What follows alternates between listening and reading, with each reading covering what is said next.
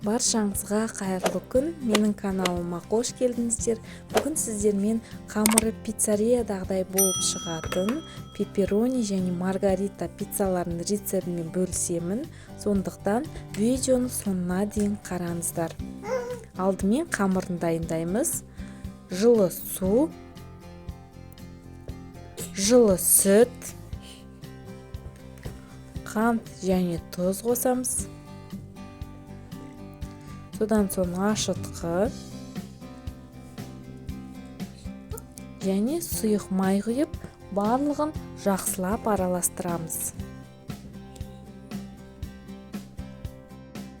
Барлық қажетті ингредиенттердің мөлшерін төменде описанияда жазып қалдырамын. Кейін ұнымызды біртіндеп қоса отыра жұмсақ қамыр илейміз. Мұнда басты ескере кететін жағдай, ашытқы сапалы болу қажет.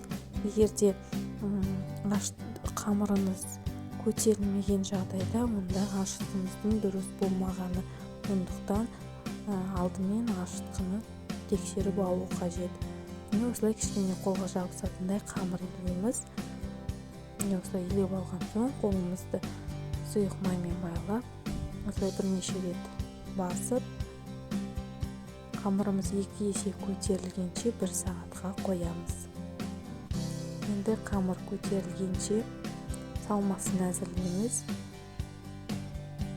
Осындай колбасаны жұқалау етіп турап аламыз.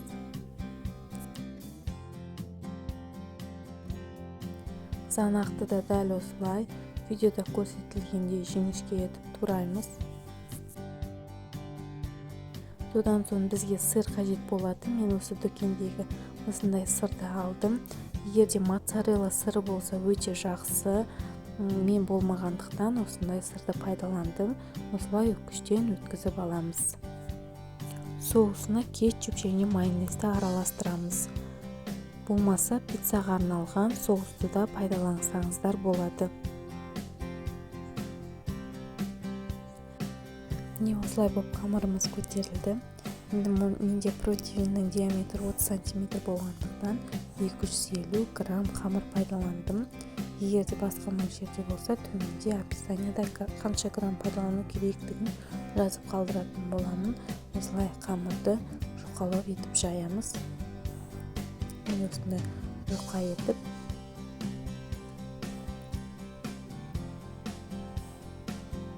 противенге салып астына кішкене мортиктарын шығарамыз.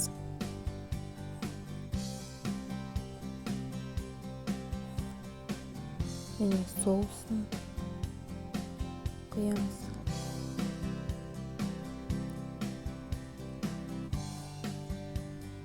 Және дәмі ерекше болып шығу үшін орегано приправасын қоссаңыздар болады. Бұл кез келген дүкенде сатылады.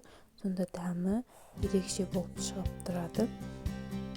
Содан соң жаңағы үккіштен өткізілген сырымызды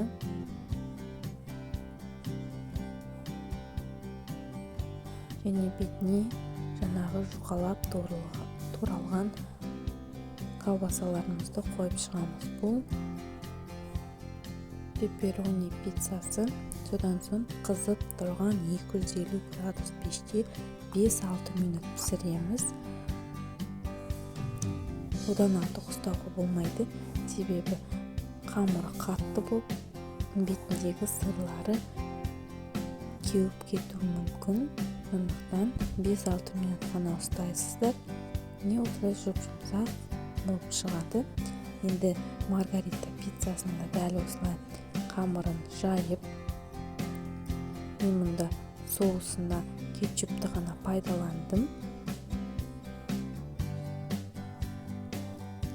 Осылай кетчупты жағып, бетіне алдымен жаңағы туралған қызанақтарды қоямыз. Ең алдымен дәмдеуіш сеу, сосын осылай қызанақтарды қойып шығып, бетіне сырды сеуіп шығып, тағы жаңағыдай 250 градуста 5-6 минут қана пісіреміз. Піспей қалады деп қорықпаңыздар. Толығымен піседі.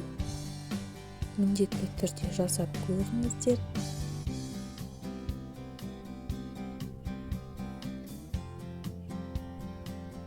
Осы қамырмен кез келген начинкамен пиццаны жасай берсеңіздер болады. Сіздермен болған Салтанат. Видео ұнаса лайк басып, комментарий жазып, каналыма тіркелуді ұмытпаңыздар.